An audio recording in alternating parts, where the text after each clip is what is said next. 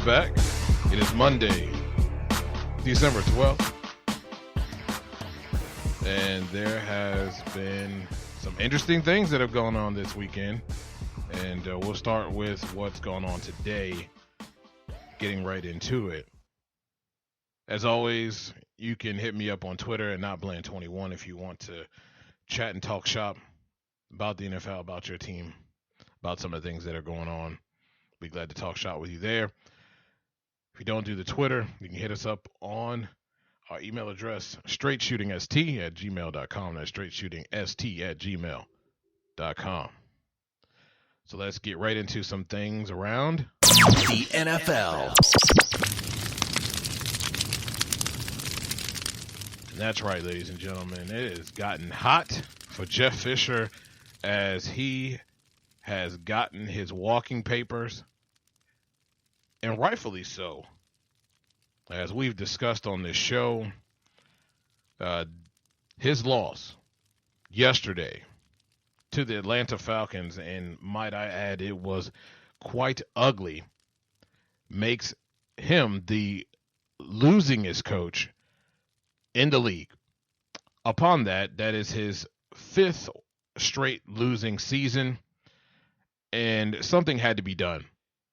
There's no way in the world that you can have what has gone on this season and what really general manager Les Snead has done to bring in a quality quarterback, or what they think is a quality quarterback, and have what has transpired here under Jeff Fisher's watch. And as you know, if you listen to this show, I haven't been high on him, and really he should have been gone a long time ago. And quite frankly, if he's anyone else of a minority descent, he's gone years ago. So Jeff Fisher out. We will talk a little bit more about what this means for the Los Angeles Rams and what needs to be done as far as ownership. If you're committed to excellence, it needs to be commitment from the top to the bottom, and we'll discuss that later on this week. Ryan Tannehill, you Dolphins fans are breathing a sigh of relief right now. You got Ryan Tannehill. It was figured that he had torn his ACL yesterday, and news today, it is only a sprain ACL, MCL, and it will not require surgery. So that is excellent news for Dolphins fans as they are embarking on possibly making the playoffs. They're working on it. They're trying. Could possibly work on getting a wild card spot. They're right there in the hunt, one of the top teams in the hunt. And it's a highly possible scenario that they could be that sixth seed in the playoffs because the Denver Broncos are spiraling out of control. But there's still a lot of football to be played, so we will start to see those things play out as the weeks go on. Now, if you're a Dallas Cowboys fan or you're a Dallas Cowboys hater, I see a lot of fans coming out and defending. I don't know what you're defending, really. I mean, it's only a second loss. A team that had your number, it appears. It appears that the Giants really defensively just had a formula that worked very well against the Dallas Cowboys. But to all you jabronis that got on Twitter calling for Tony Romo, see, this is why other fans around the league don't like you. This is why Stephen A. Smith hates the Cowboys. This is why, as far as the fan base, this is why others hate Dallas Cowboys fans, because of ignorance like that. Now, I understand it was a bad game for Dak Prescott on many levels. He saw a lot of pressure, and usually he's pretty good under pressure. But I tell you what the Giants did well, and that was contain, and when they got their hands on him, they got him to the ground. They also played well on the outside, covering guys very well, playing tight coverage on the outside, and forcing him to really make some quick decisions and maybe throw the ball where he not necessarily wanted to go with it. The running game was stifled in the second half, although Ezekiel Elliott had over 100 yards. And it's kind of like one of those things with a Kobe Bryant or Michael Jordan, D. Wade in his early prime days, Shaquille O'Neal. You know that those guys are going to get their points, and he's going to get his yards. It's just a matter of limiting everyone else, and the Giants did a good job of that. Now, I'm going to be the first to tell you the Giants win that game, and the only reason why they won that game is because of one reason and one reason only. They were able to capitalize on turnovers. Both teams had 3 turnovers in that game. Usually, you turn the ball over 3 times, you do not win the football game. Dallas turned it over 3 times. Giants capitalized on 2 of those 3 turnovers with a field goal and a touchdown. And I have to tell you, I was sitting here, me and my wife were watching the game, and I said, this game's going to come down to if OBJ goes out, gets a big play, scores, that's going to be the ball game, and you're going to be looking at a 10-7 win for the New York Giants. And lo and behold, that is exactly what happened. They were able to capitalize, and it wasn't a deep pass. Odell Beckham just outran the defenders, got a touchdown, and that was the deciding factor. Offensively, the Giants are horrible. I mean, you can't run the football at all. And defensively, they just willed this win. It took one play by a big play maker to make this game the difference. Now, when you don't capitalize on turnovers, this is exactly what happens. Dallas had their opportunities. They did not capitalize. They had a very hard time moving the football, and it results in a loss. When you allow a team to hang around as long as the Cowboys did, this is what happens to you. You lose football games. Now, what does this mean for the future? Absolutely nothing. We did see Dak look like a rookie for once. Does this have any bearing on the future? No. Does this warrant calling for Tony Romo to start? Give me a break. You gotten this far with Dak, you stay with Dak. That's all I can say. You got this far with Dak, you stay with Dak. But as Stephen A. Smith likes to say, the Dallas Cowboys are an accident waiting to happen. If I'm a Dallas Cowboys fan, I'm a little bit nervous. Jerry Jones, I've said it many times in this show, someone needs to take a mic out of his face. He needs to go and be given some money and needs to go overseas for a bit, go on a trip or something. Because I think some of the things that he said in the media may have a little bit of effect on Dak Prescott, feeling like he has to look over his shoulder. Because you say he's the guy, and then you kind of retract that and take it back.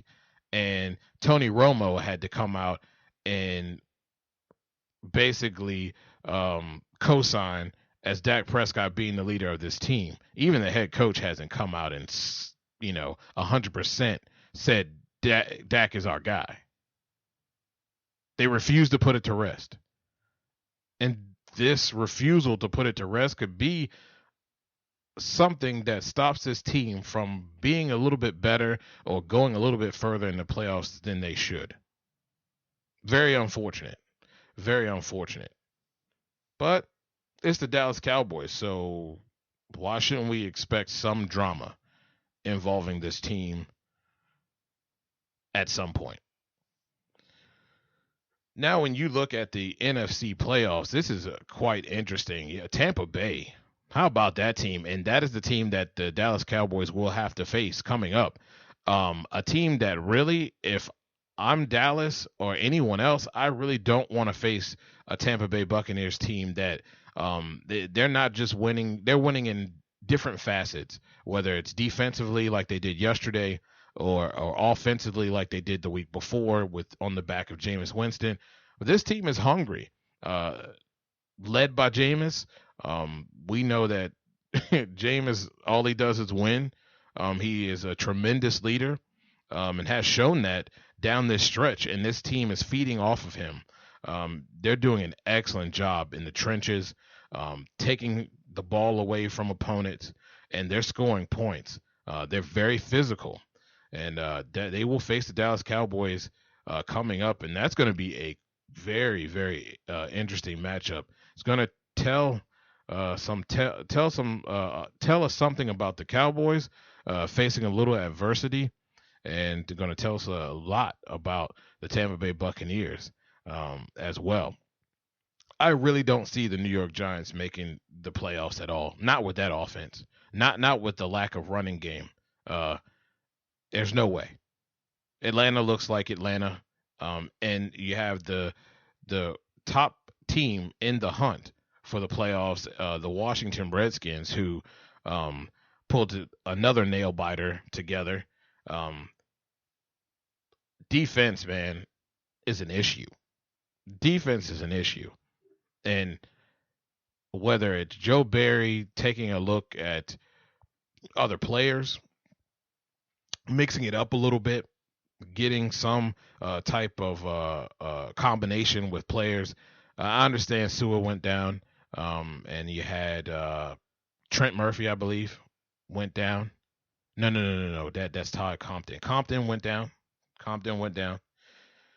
So I know that there's some players missing, and they don't really have a huge talent. But I see teams repeatedly doing the exact same thing over and over again, hitting guys and crossing routes, hitting tight ends and crossing routes because linebackers can't keep up. Breeland being exposed, not being in position where he should be, which is basically cornerback 101, and he's not doing that right now.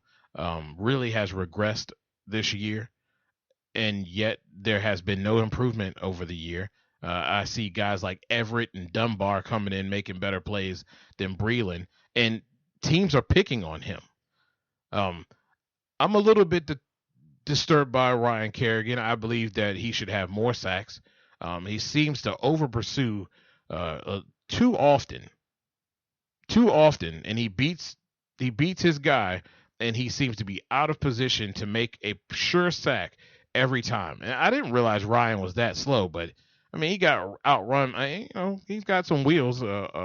Carson Wentz does, but I mean a sure sack, and he just got walked away from like he was chasing Deshaun Jackson or something. I don't know.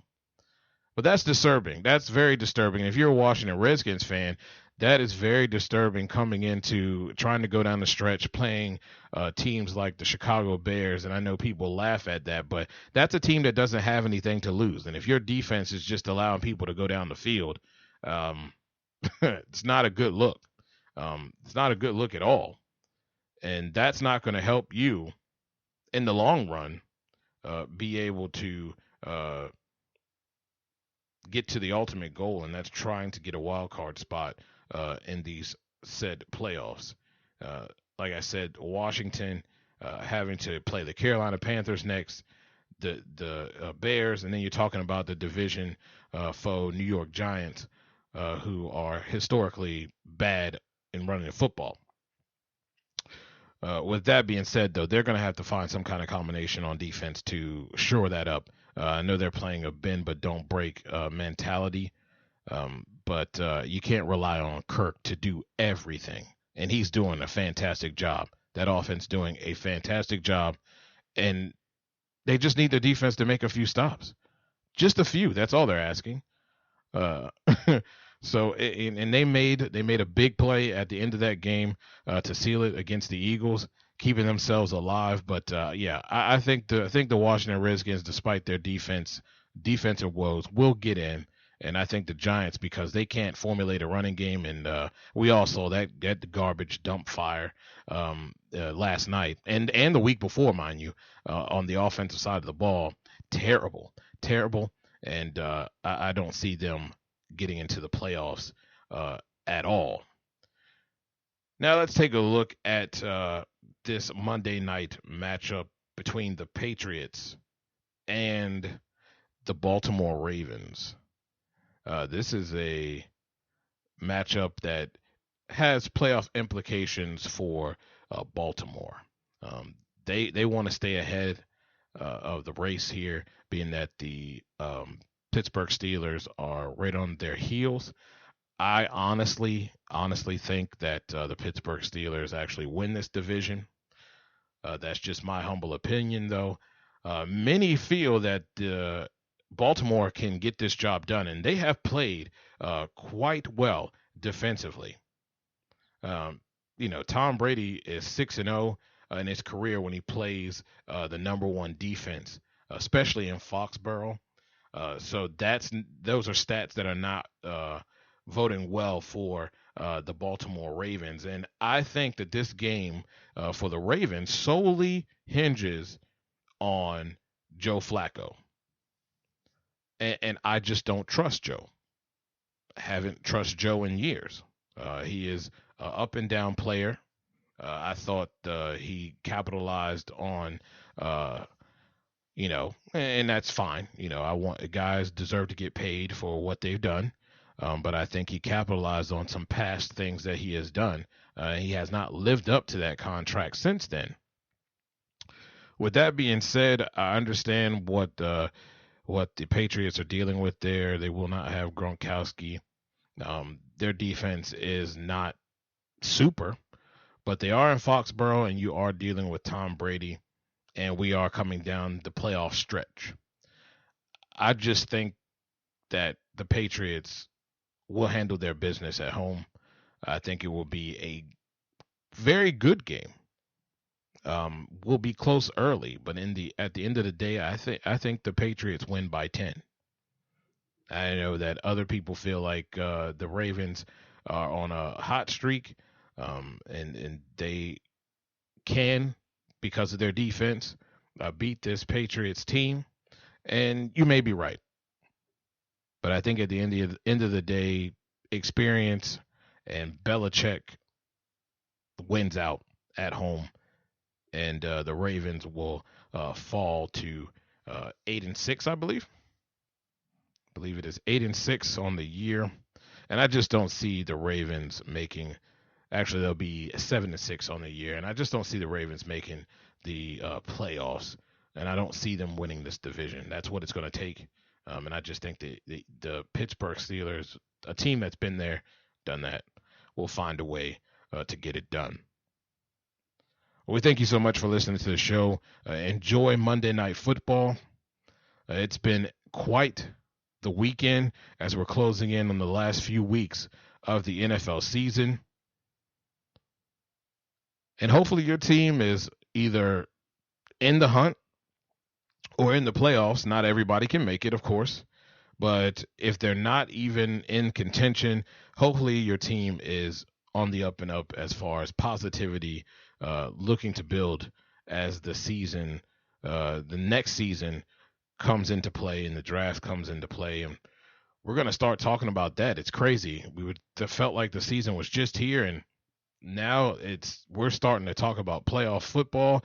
And for some, they're looking into the draft, looking at what they can do to get their teams better for next year. Well, until then, we will talk to you guys tomorrow. That's what Maryland does.